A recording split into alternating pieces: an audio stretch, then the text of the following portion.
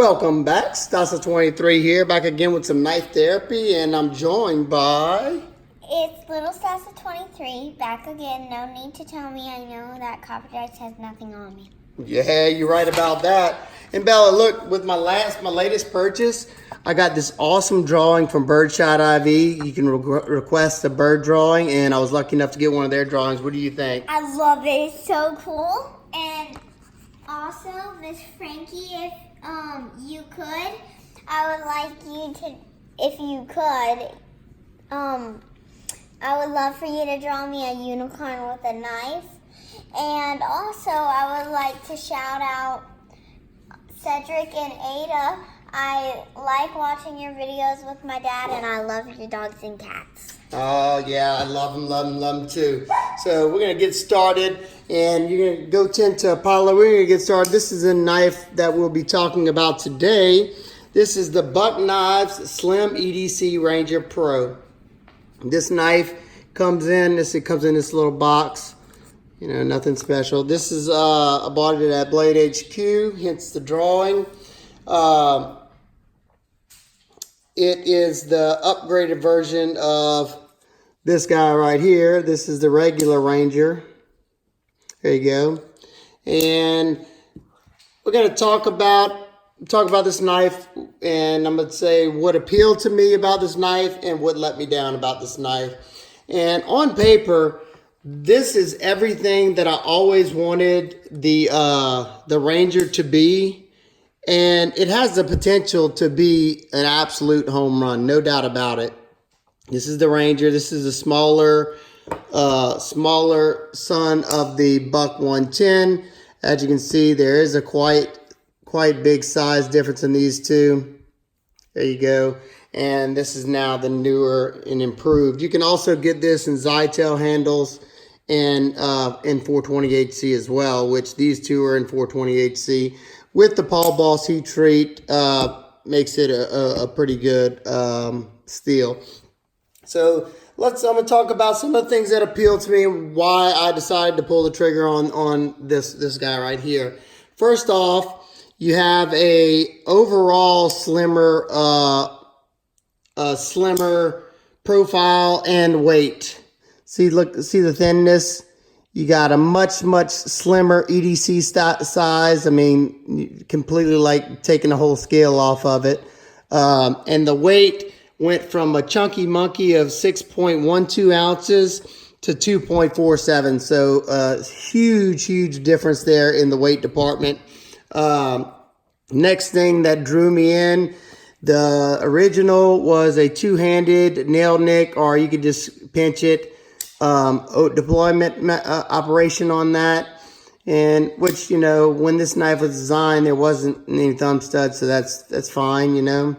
And this guy now with the dual thumb studs is one-handed operation, and it is one-handed operation and ambidextrous to lefties as well, with the back lock and the dual thumb studs. So that's another huge plus there. The next thing, the original, your handle, I mean your handle material, you have the brass bolsters and liners with your diamond wood in the middle, with the brass pin construction and the stainless pin for your back spring, with your stainless back spring right here. And this is where your weight saving come from. On this new version, you have green canvas micarta, and it has absolutely no liners, so that is a huge reduction in weight. You still have the stainless back spring, but that's something you have to have with the back lock. And there you go on the construction forefront. The next thing, the main carry option for the original was pretty much a belt sheath, because at 6.12 ounces. This is not a knife you're gonna want to be letting free in the pocket. It's gonna be banging up on your legs all day long. So when I used to carry this guy, it used to be in a leather belt sheath that it came with. And the upgrade on this one is you have a pocket clip. Not only a pocket clip, you have a deep carry pocket clip that is for left or right hand tip up carry only. Huge pluses so far.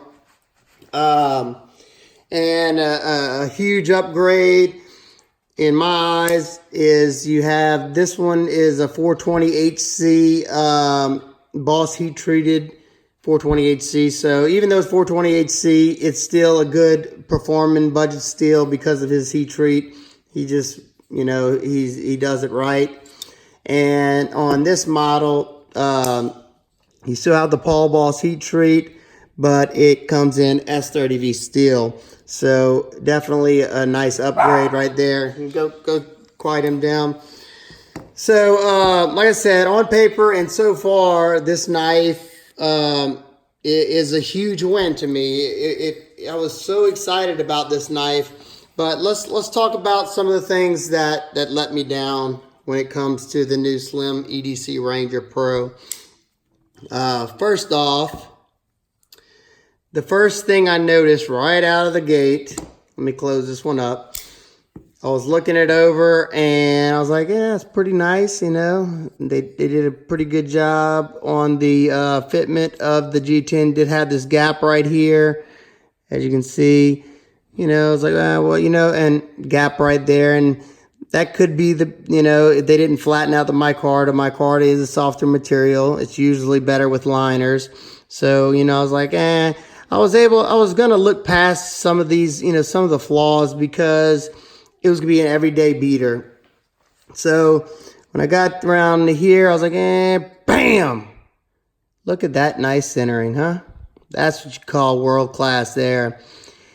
And it is definitely rubbing against the micarta. I'm like chipping away at micarta every time I open and close it.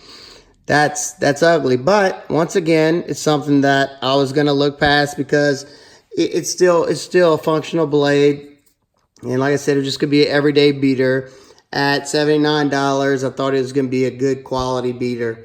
So then after that, I open it up. The action is okay.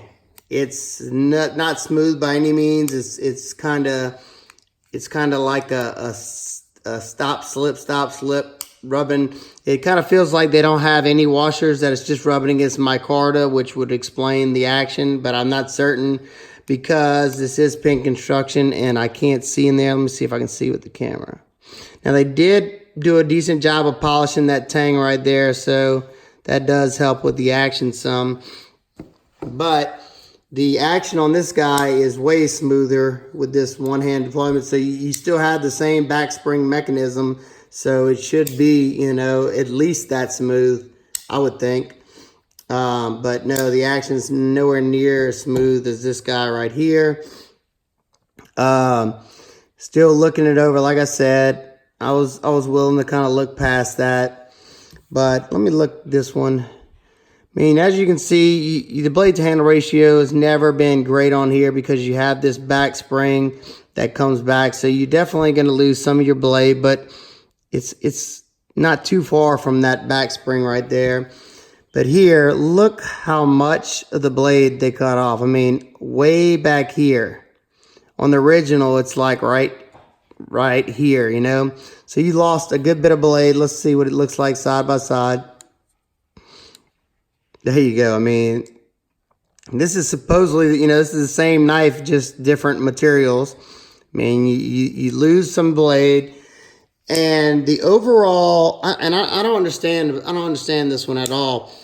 You know, you're following this blade, which, for instance, on the 110, this is the original 110, and I bought this lightweight just to see how it was, and they kept the same blade profile. I mean, you can tell they're both 110 blades.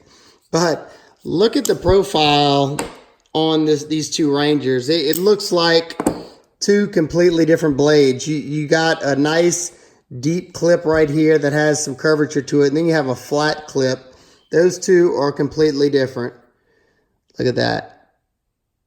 Why would you do that? I just don't get it. It's the same with the Zytel version. And I don't understand why you losing blade length. It's hard to see right here, but you're losing about, I don't know, maybe an eighth of, look, there you go. You're losing like an eighth of inch of blade. That doesn't make any sense to me whatsoever. But still in all those things I was willing to kind of look past, because still love the idea of this knife. Then I get it in hand, and first thing I notice, it's decently comfortable, but if I was putting any force on here, this high ride on this pocket clip, there's a huge hot spot right here. And why is it so wide? I don't get that. I guess keep it so they could put this Idaho logo or whatever that is. What is that? No, I think it's an anvil. Yeah, I'm sorry, an anvil. But another thing that could be fixed, if I could easily grind this down, make it slimmer and soften this, that's another fixable thing. Even though the centering's not really fixable because it is pin construction, like pretty much, all of their traditional, all these, all pin construction. So there's nothing really I can do to the blade centering. You can try flexing it, but that doesn't really work. And let's see, what's the next thing? Okay, so we talked about the hot spot, and I'm still at this point considering keeping this knife, things I can fix or live with, like I said, because it's going to be a daily beater. And I'm looking over this knife some more, and this is another thing that I noticed. Check this out. Okay, most of the time, when you pull these things out, you got that nice pop right there. That back spring's pulling it in. Really nice. Yeah, but this one pulls it back so hard. Yeah, really? That's ridiculous. Like, there's no, look, the first time I closed it, this is where it sat. So glad I noticed it, because that would have sliced me open. I'm glad I didn't put it in the pocket at that time. The back spring, I don't know if it's the back spring tension. I'm sure, yeah, that's what it is. I don't know if it's because it's flexing with the micarta. I don't know. Look at that. That's crazy. I don't know. Let's see if I can do that with this one. No, see, look. It's definitely going to suck it in. So that's crap. Maybe it's because you need the liners in there for rigidity. I'm not sure. Maybe that's what's pushing the blade off center. It's probably also, see how you got some gap right here and over here. Let's see. You might be able to see it better with it open. You can definitely see the gaps. And maybe it's because this scale right here is not flat, causing it to shift the blade whenever it's pinned down, causing it to shift it this way. That could be the cause of the centering. But like I said, I was willing to look past all those things. The buck knives are what got me into collecting.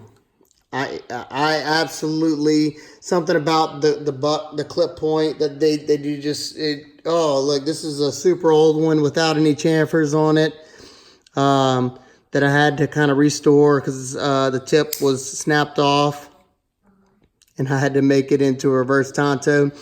And it also had like this convex edge on it.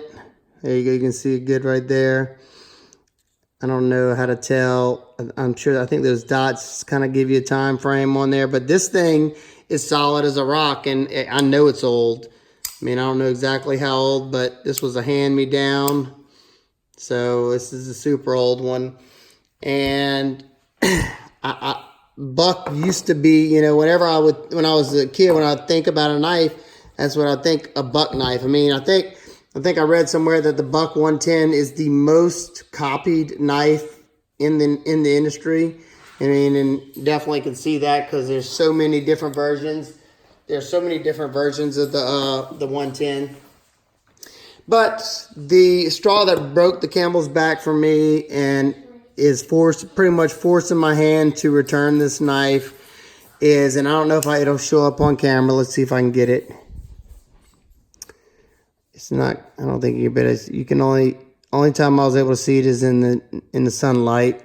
Let's see. Well, it has a burnt tip. And let's see, you can kind of see it right there at the end. And what that means is they blew through the heat treat.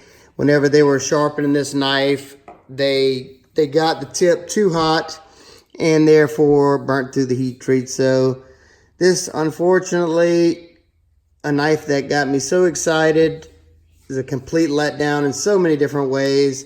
So this guy's going back to Blade HQ, and I know Buck has an excellent warranty. I've dealt with them several times, and I know they'll take care of this if I send it back. But I don't want to. You know, I don't even know if I still want this model.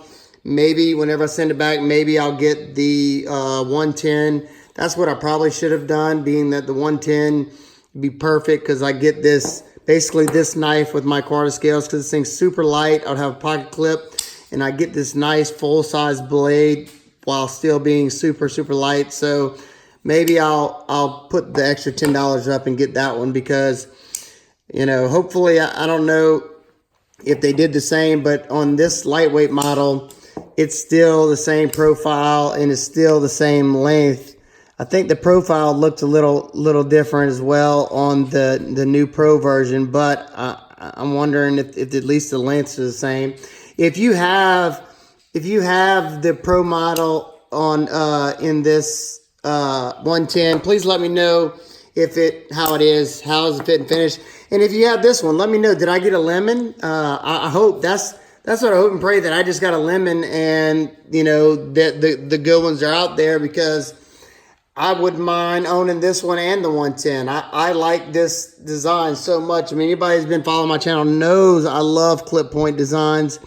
And to me, this Ranger is just, I love that aggressive clip right there. This was our main hunting knives when me and my brothers would go hunting together. My big brother would have the 110 because he was my big brother. My middle brother carried this guy. And when I started out, I had the little one. I think it's the 55. So we had, for our different ages, I had this one because I was the littlest. My middle brother had the middle guy, and of course, my big brother had the big guy. So definitely have history with the buck knives in this series of the knife. Goes back far in my family, and you know, I know that they're trying to keep living through their older designs, and I'm fine with it whenever you pull out a home run like this, but do it right. The only time that I've seen these done right is if you haven't followed me yet, go check out SK Blades on Instagram. He does exclusives with buck knives, and I have a review coming soon of a knife that came from him, and the fit and finish on it is way better than these production pieces. I don't know if they take more time with exclusives, being that, you know, they want you to keep buying exclusives from them. I don't know. But like I said, I don't like to have to rely on a company's warranty, kind of like Benchmade had been doing for a while. Send the product out right the first time, you know.